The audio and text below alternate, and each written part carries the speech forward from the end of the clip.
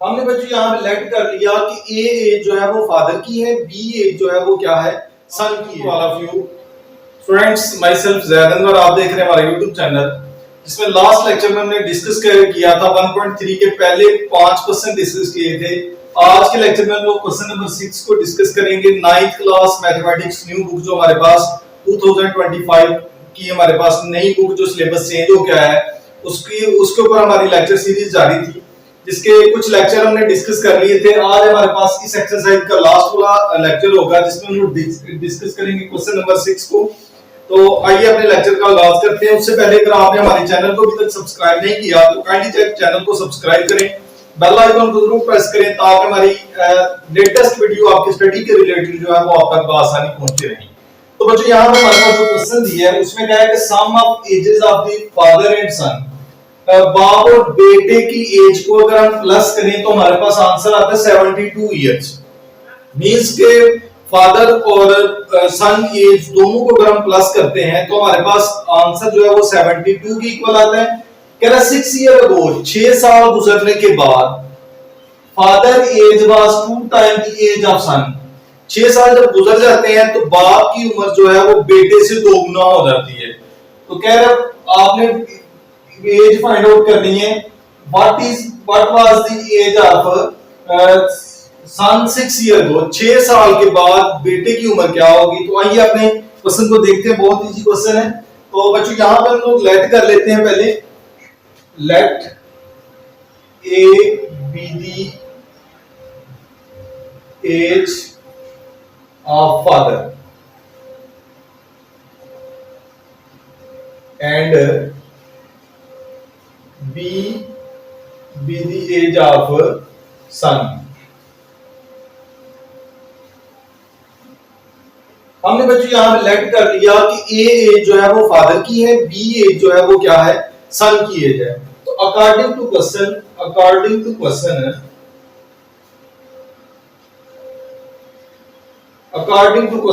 में कह रहे हैं दोनों की एजेस को प्लस करें। मींस अगर हम दोनों एजेस को अगर हम प्लस करें तो आंसर हमारे पास आता है 72 इयर्स।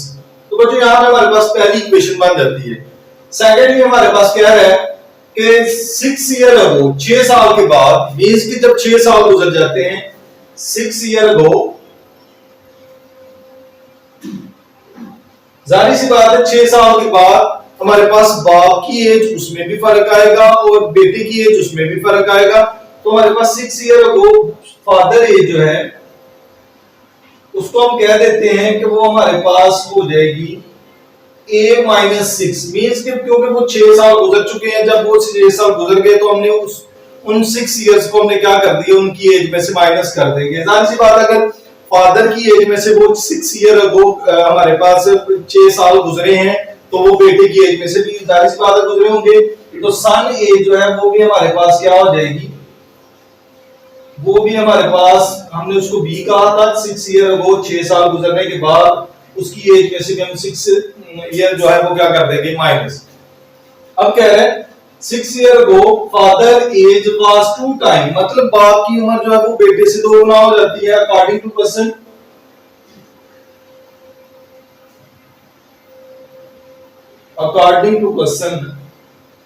यानी कि बाप की उम्र जो है वो बेटे की उम्र के इक्वल तब होगी जब उसको हम किससे मल्टीप्लाई कर देंगे, 2 के साथ।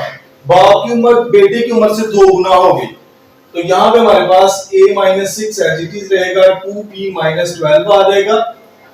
a12 को 2a को हम इधर 2b को इधर ले आते हैं, माइनस 12 प्लस 6 हो जाएगा। तो बच्चों हमारे पास a माइनस 2b आ जाएगा माइनस 6 के इक्वल। यहाँ पे इक्वेशन नंबर 2 बन जाती है हमारे पास। अब यहाँ पे दोनों इक्वेशंस को यूज करके हम वैल्यू निकाल देते हैं। तो बच्चों यहाँ पे सब्ट्रैक्ट कर देते हैं दोनों इक्वेशन को।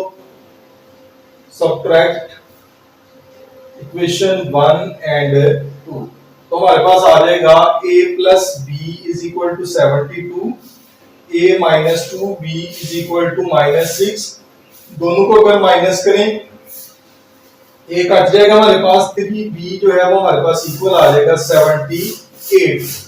तो b की वैल्यू अगर हम निकालें तो 78 ओवर हो जाएगा 3। तो इन दोनों को अगर हम कैलकुलेटर पे डिवाइड करें तो हमारे पास आ जाएगा 78 डिवाइड 3, तो हमारे पास आ जाएगा 26। बेटे की एज हमारे पास निकल आई 26। अब इसी तरह बाप की एज भी निकाल लेते हैं, उसके लिए इक्वेशन नंबर 1 यूज कर लेते हैं।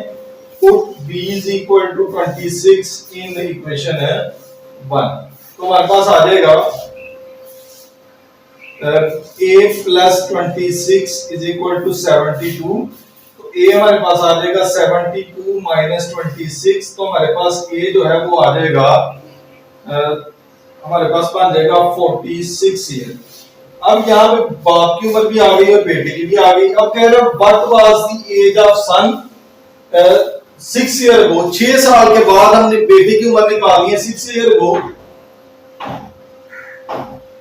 अगो एज ऑफ सन इज, यानी कि 6 साल जब गुजर गए तो हम उसको उसकी लाइफ जो हमारे पास एज होगी उसमें से माइनस कर देंगे, यानी कि 26 माइनस 6 ईयर जो हमारे पास गुजर चुके हैं उनको निकाल देंगे, तो हमारे पास आ जाता आंसर 20 की।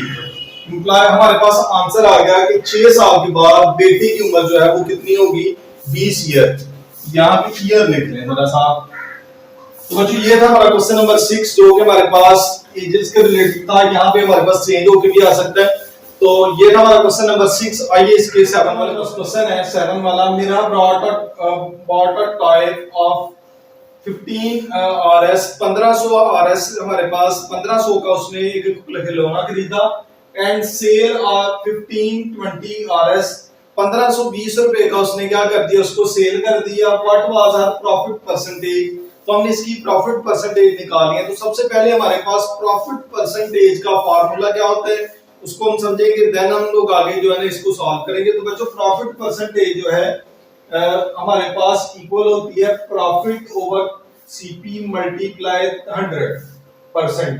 तो बच्चों यहाँ पे ये प्रॉफिट है हमारे पास, ये सीपी क्या है, सीपी कहते हैं हम लोग कॉस्ट प्राइस को। जब हमारे पास कॉस्ट प्राइस होगी, प्रॉफिट होगी, तो हम इसको इजीली फाइंड आउट कर सकते हैं अपना प्रॉफिट परसेंटेज। तो उसके लिए यहाँ पे क्वेश्चन देखते हैं। तो बच्चों हमारे पास यहाँ पे जो हमारे पास कॉस्ट प्राइस है, जितने का उसने खिलौना जो है वो खरीदा, कॉस्ट प्राइस वो हमारे पास है 1500 RS। तो सेलिंग प्राइस जो है जितने का उसने सेल किया वो हमारे पास आ जाएगा 1520 RS। यानी कि कॉस्ट प्राइस उसने 1500 का खरीदा था खिलौना और उसने 1520 रुपए का क्या कर दिया, सेल। तो यहाँ पे हमारे पास जो उसको प्रॉफिट आई, प्रॉफिट जो है वो हमारे पास इक्वल होगी कॉस्ट सेलिंग प्राइस में से हम कॉस्ट प्राइस निकाल, selling price minus cost price, यानी कि सेलिंग में जितने का उसने सेल किया उसमें से अपनी रकम वो निकाल लेता है, तो बाकी जो पीछे रह जाएगा वो उसके पास प्रॉफिट होगा। मींस के 1520 में से 1500 माइनस कर देंगे तो हमारे पास आ जाता है अकेला 20 जो है वो इसका क्या आ जाता है, प्रॉफिट। यानी कि ये हमारे पास आ गया प्रॉफिट आ गया कि इतना 20 रुपए उसको क्या हुआ, प्रॉफिट हुआ। अब यहाँ पे कह रहे हैं प्रॉफिट परसेंटेज निकालनी है। तो implies that we know that profit percentage का फार्मूला है, प्रॉफिट परसेंटेज जो है वो इक्वल होती है profit over cost price multiply 100। तो बच्चों यहाँ पे हमारे पास प्रॉफिट जो है वो 20 रुपए है, कॉस्ट प्राइस जो है वो हमारे पास कितनी है 1500 मल्टीप्लाई 100, और ये परसेंट हमारे पास 7 पैसे का वैसे रहेगा। 2 जीरो कैंसिल हो जाएंगे, 20 बटा हमारे पास 15 आ जाएगा परसेंट। अगर हम इन दोनों को कैलकुलेटर पे डिवाइड करें तो हमारे पास आ जाएगा 20 को जब डिवाइड करेंगे 15 पे तो हमारे पास आ जाएगा 1.33%। यानी कि ये जो प्रॉफिट परसेंटेज थी वो हमारे पास आ गई 1.33%। तो ये था हमारा क्वेश्चन नंबर 7। तो आए इसके 8 वाले जो हमारे पास क्वेश्चन नंबर 8 है, जिसमें हमारे पास कहा हुआ है कि हमने एनुअल जो है वो टैक्स इनकम निकालनी है। तो यहाँ पे कहा हुआ है कि annual income of the Tayyab is 9,60,000 यानी कि एनुअल इनकम जो तैयब की है वो हमारे पास 9,60,000 है। कह रहा है what will be accepted amount is 1,30,000। How much tax will be पे एट द रेट ऑफ 0.75%। कह रहे जो उसकी एक्सेप्टेड अमाउंट है वो हमारे पास कितनी है 1,30,000। अब ये एक्सेप्टेड अमाउंट क्या होती है? एक्सेप्टेड अमाउंट वो होती है जो हमारे पास बच्चों हमने अक्सर सेल टैक्स वगैरह या कोई भी बैंक इनकम की बात करें या कोई भी टैक्स की बात करें तो उसमें कहा गया होता है कि इस लिमिट से अगर आप लोगों की अमाउंट क्रॉस करती है तो आप लोगों को टैक्स लगेगा। मींस कि अगर आप लोगों की अमाउंट 1,30,000 से बढ़ जाती है तो आप लोगों को टैक्स लगना शुरू हो जाएगा। तो यहाँ पे हमारे पास ये अमाउंट की लिमिट दी हुई है कि इस अमाउंट से अगर आप लोग बढ़ गए तो आपके पास टैक्स क्या हो जाएगा, आप लोगों को अप्लाई हो जाएगा, मतलब कि आप लोगों को टैक्स देना पड़ेगा। तो यहाँ पे हमने निकालिए कि अगर हमारे पास एनुअल उसकी इनकम जो है वो 9,60,000 है तो उसका 0.75% के हिसाब से कितना टैक्स लगेगा। तो जी यहाँ पे हमारे पास तैयब की जो एनुअल इनकम है वो निकाल लेते हैं। एनुअल इनकम जो है वो हमारे पास कितनी है 9,60,000 हमारे पास उसकी एनुअल इनकम आ जाएगी। और एक्सेप्टेड अमाउंट उसकी कितनी है वो हमारे पास अमाउंट जो है वो इक्वल होगी 1,30,000 के इक्वल हमारे पास एक्सेप्टेड अमाउंट है। तो बच्चों हमारे पास पहले नंबर पे तो वो टैक्सेबल अमाउंट निकालेंगे ना कि कितनी हमारे पास अमाउंट ज्यादा हो गई जिसके ऊपर टैक्स अप्लाई हो गया तो हमारे पास होगा टैक्सेबल अमाउंट जो है जिसके ऊपर हम टैक्स जिसका हमें टैक्स देना पड़ेगा उसको हम एनुअल इनकम में से माइनस कर देते हैं। 1,30,000 को माइनस 1,30,000 कर देते हैं तो बच्चों हमारे पास आ जाते हैं तकरीबन 8,30,000 के राउंड पाउंड हमारे पास क्या आ जाएगा, इसका आंसर आ जाएगा। अगर हम इनको कैलकुलेटर पे माइनस करके देखें तो हमारे पास माइनस 1,30,000 तो ये हमारे पास 8,30,000 आरएस बनेगी, यानी कि टैक्सेबल अमाउंट जिसके ऊपर टैक्स अप्लाई हुआ है।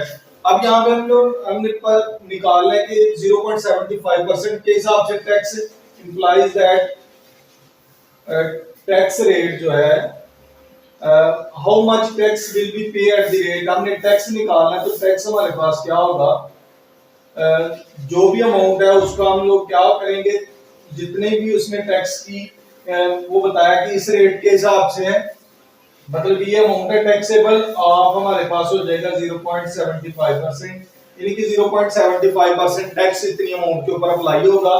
तो यहाँ पे हमारे पास ये तो एज इट इज रहेगा 8,30,000 मल्टीप्लाई 0.75% की जगह पे हम लोग लिख देते हैं क्या डिवाइड। तो यहाँ पे 2 जीरो हमारे पास कट जाएंगे तो पीछे रह जाएगा और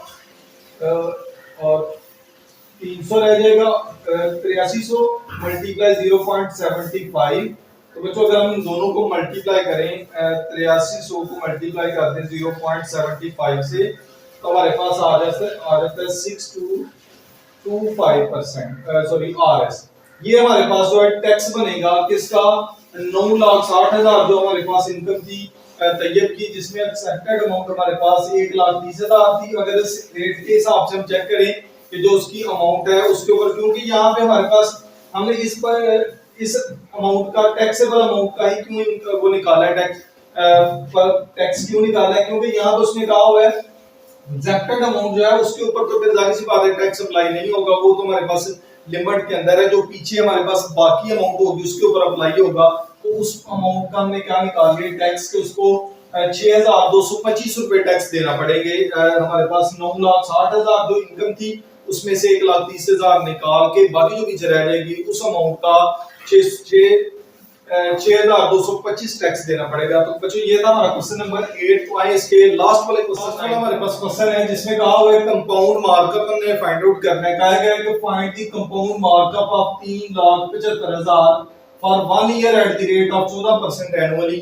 कह रहा 14% के हिसाब से एनुअली हमारे पास जो है उसका कंपाउंड मार्कअप निकालेंगे। तो कंपाउंड मार्कअप हम निकालते हैं यहाँ पे जो 1 ईयर के हिसाब से उसने कहा तो हम 1 ईयर के हिसाब से करेंगे, लेकिन अगर हमारे पास ईयर चेंज हो जाए तो उसके लिए हमारे पास अलग से तरीका होगा। तो यहाँ पे हमारे पास क्या होगा कंपाउंड मार्कअप हमने निकालना है। कंपाउंड मार्कअप हमारे पास होगा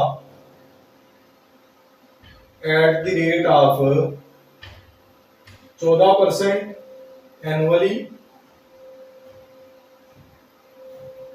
इज, वो हमारे पास होगा जो टोटल अमाउंट हमारे पास 3,75,000 दी है उसका 14% यानी कि 14% यहाँ पे हमारे पास आ जाएगा 3,75,000 एज इट इज रहेगा, मल्टीप्लाई 14% से कर देंगे इसको, हमारे पास आ जाएगा 3,75,000 एज इट इज, मल्टीप्लाई 14% की जगह पे हमारे पास 100 आ जाएगा।